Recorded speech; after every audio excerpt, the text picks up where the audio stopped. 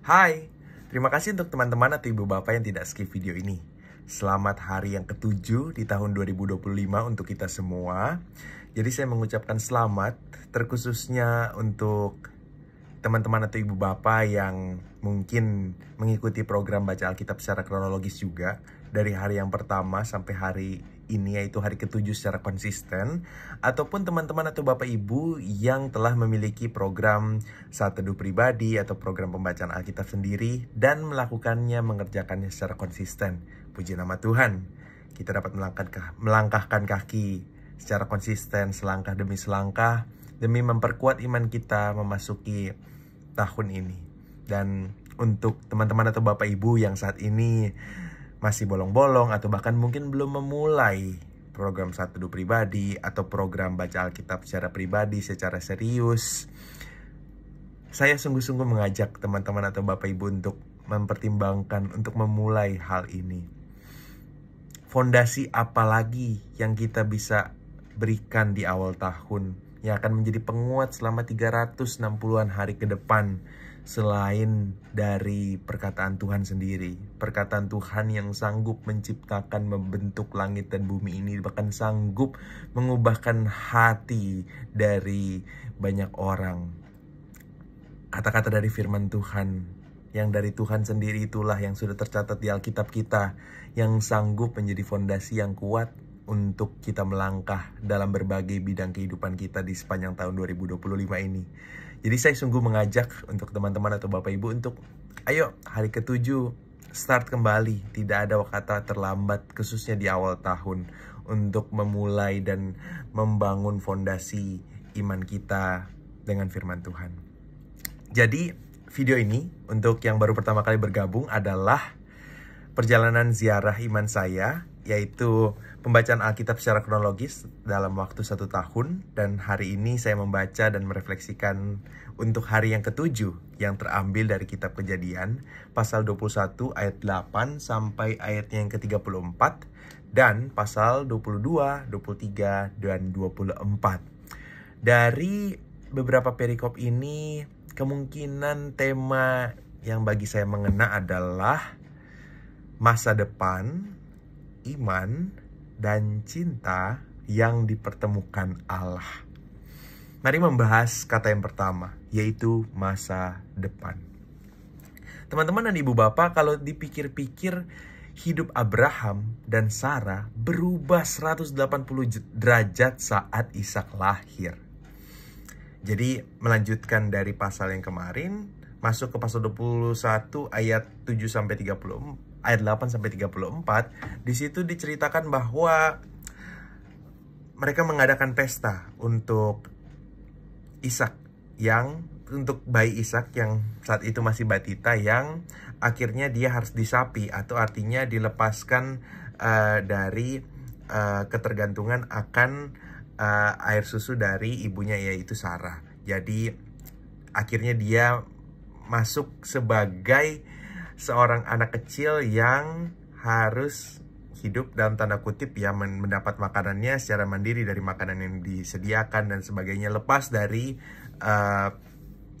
dari nurturing atau pemeliharaan dari ibunya, yaitu Sarah secara khusus.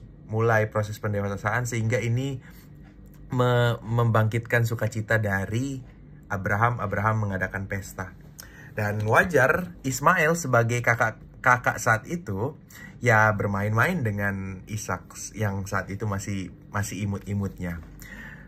Sarah memperhatikan kedua anak ini bermain, tetapi Sarah mendapatkan satu pewahyuan dari Tuhan bahwa kedua anak ini tidak boleh hidup bersama dalam waktu yang lama.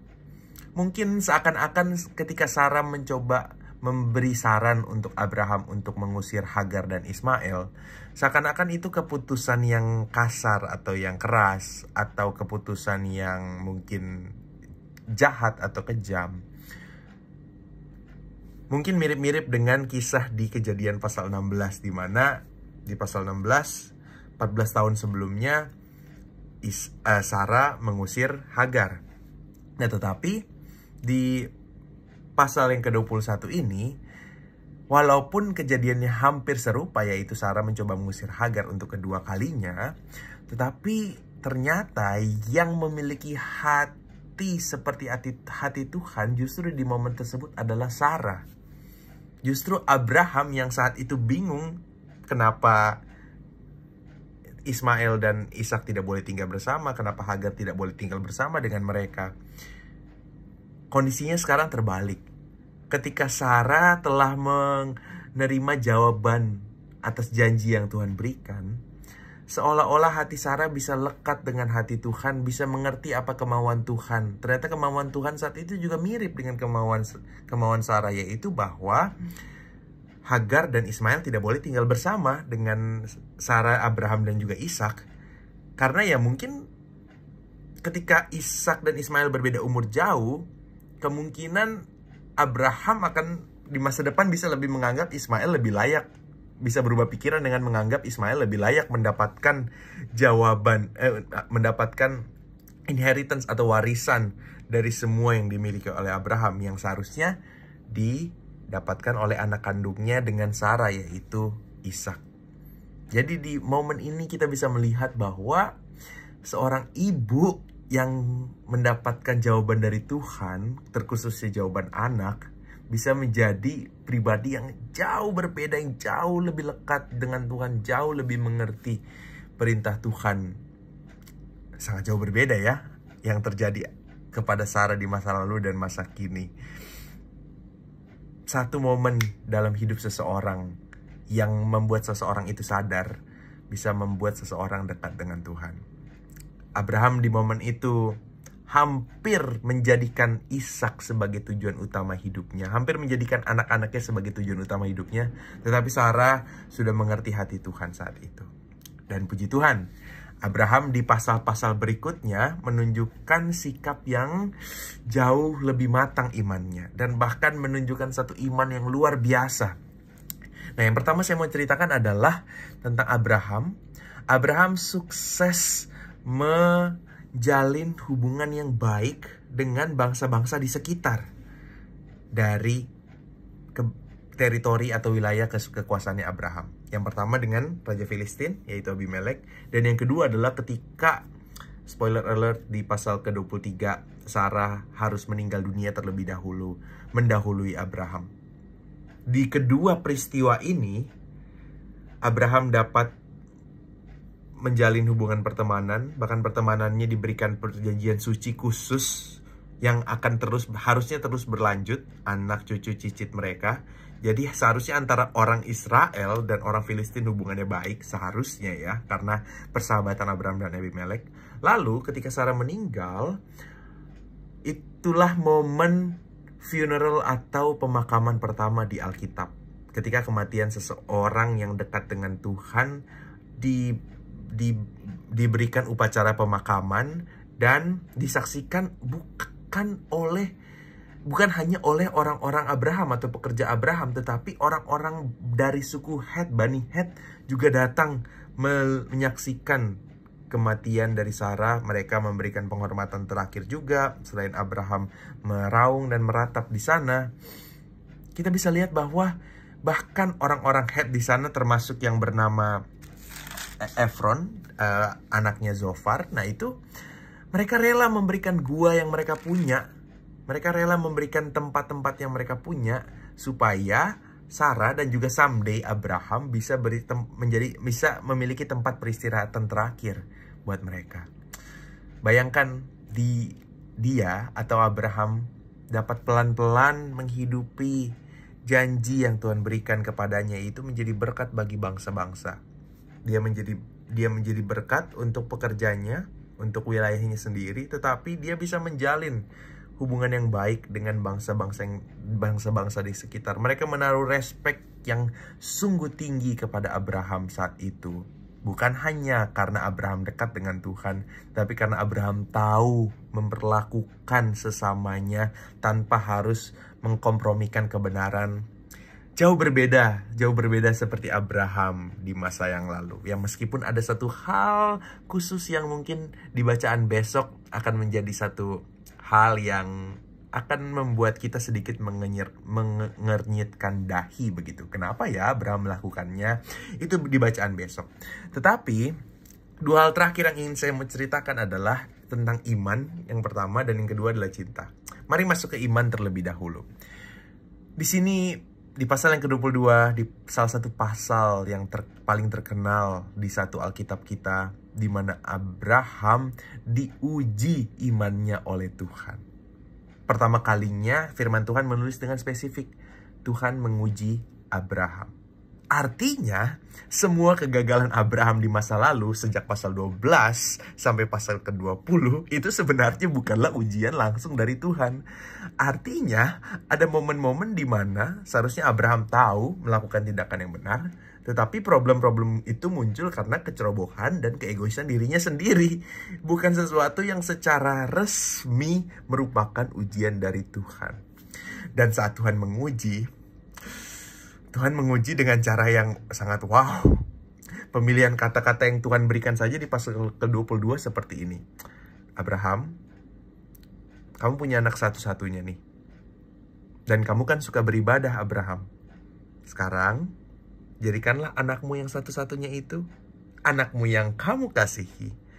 Jadikanlah anakmu ini korban bakaran untuk ibadah yang kamu sangat suka lakukan. Wow. Sangat-sangat challenging, bukan? Tapi di sini terbukti bahwa Abraham cinta banget sama Tuhan. Peribadahan yang ia lakukan dari umur 75 sampai dengan umur 100 lebih, itu adalah sesuatu yang secara konsisten ia lakukan dan mungkin sudah melekat. Pada akhirnya malaikat Tuhan mengatakan bahwa Abraham ini takut akan Tuhan. Artinya Abraham ini hatinya really devoted to him. Sangat melekat sama Tuhan. Itu kan makna sebenarnya dari kata takut akan Tuhan kan. Bukan takut mau menjauhi, justru takut yang revered, yang betul-betul adore God, betul-betul menghormati, mengagumi, melekat hatinya kepada Tuhan. Dan kalau kita mengingat di Perjanjian Baru, ketika Tuhan Yesus berkata, seseorang yang tidak bisa mencintai Tuhan atau mengikuti Tuhan lebih dari keluarganya, ia tidak dapat menjadi muridku.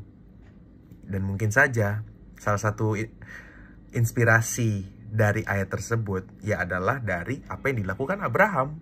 Karena dari sini kita bisa lihat Abraham mencintai Ishak betul, tapi dia tahu kalau Ishak itu milik Tuhan.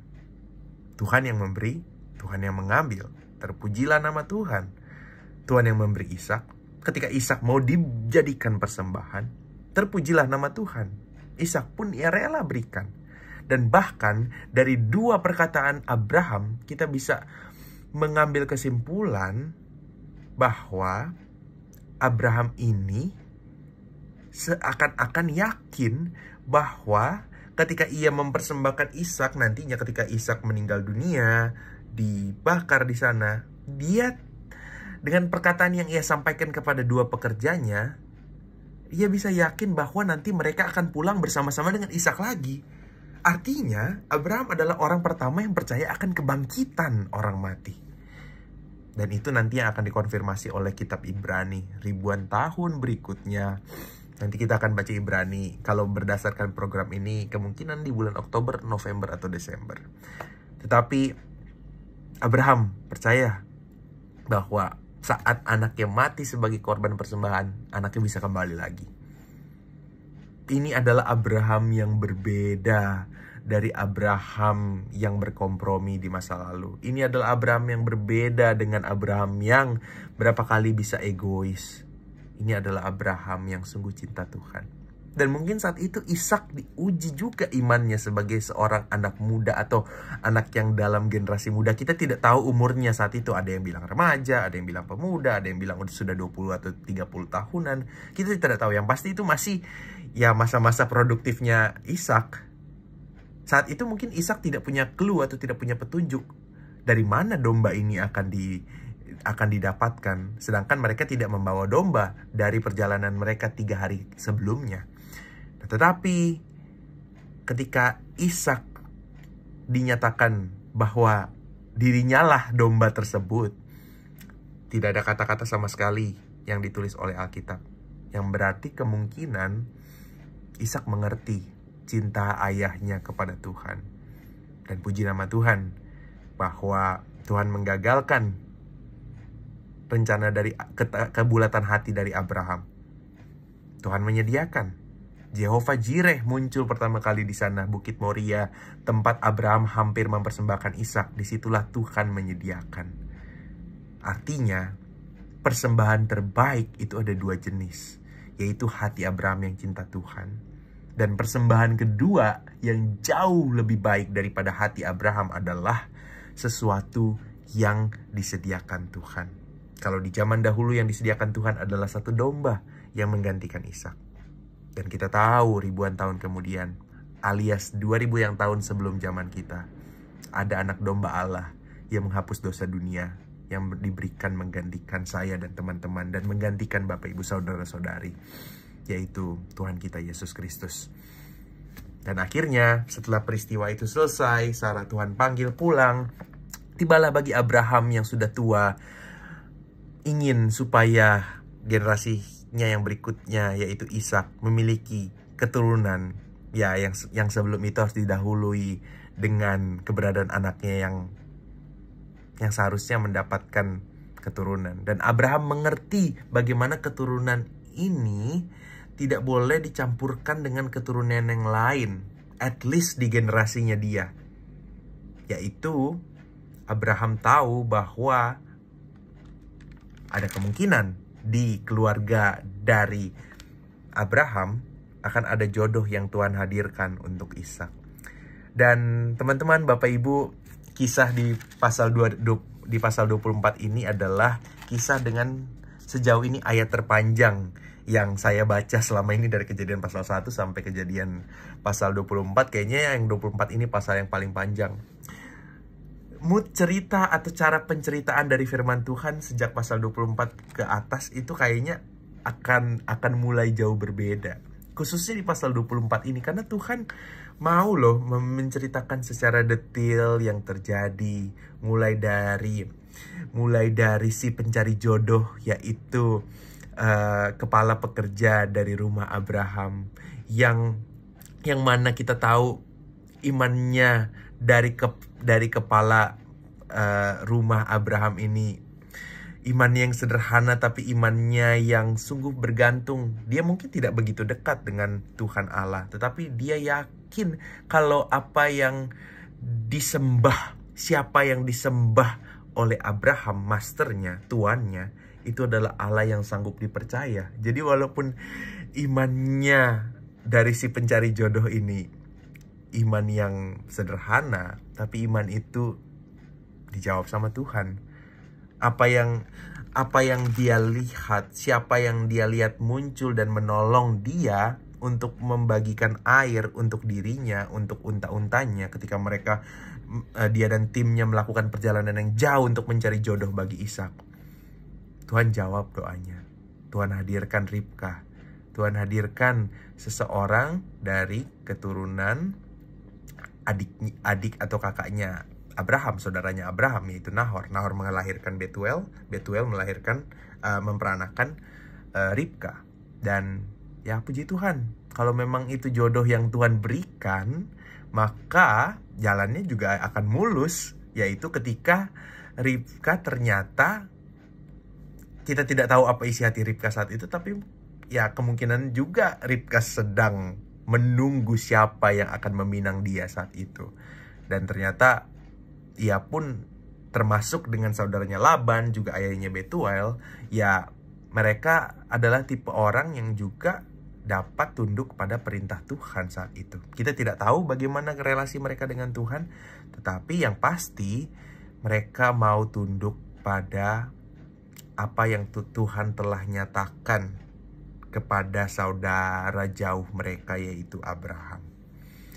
Nah teman-teman, Bapak Ibu, segala kerinduan saya, segala kerinduan teman-teman, segala kerinduan ibu bapak, jika di dalam Tuhan, jika kita memintanya kepada Tuhan, jika kita menjalaninya bersama Tuhan, dan ketika kita mengakhirinya bersama Tuhan, selalu akan ada hal yang indah yang akan kita temukan di ujung jalan atau di ujung dari terowongan itu. Terowongan keraguan, terowongan ketidakpastian. Ishak tidak tahu siapa yang akan jadi jodohnya. Abraham pun tidak begitu yakin kalau ada salah satu dari keluarganya yang mau. Kan Abraham mengatakan, kalau misalnya tidak ada yang memberikan pertolongan bagi si kepala penjaga rumah ini, ya tidak apa-apa. Tapi ternyata Tuhan mau jawabannya iya, bukan tidak. Yang dilakukan hanyalah taat, dan taat. Berjalan. Mengandalkan Tuhan, dan mengandalkan Tuhan. Iman itu ditransfer dari Abraham ke pekerja di rumahnya, dan nanti akan ditransfer ke generasi-generasi berikutnya. Masa depan, iman, dan cinta yang dipertemukan Allah. Yang menjadi pelajaran berharga buat hidup saya. Tidak hanya untuk hari ini, tapi untuk sepanjang tahun. Belajar tentang masa depan, belajar tentang iman, belajar tentang rasa cinta, kecintaan kepada Tuhan, cinta kepada orang-orang terdekat.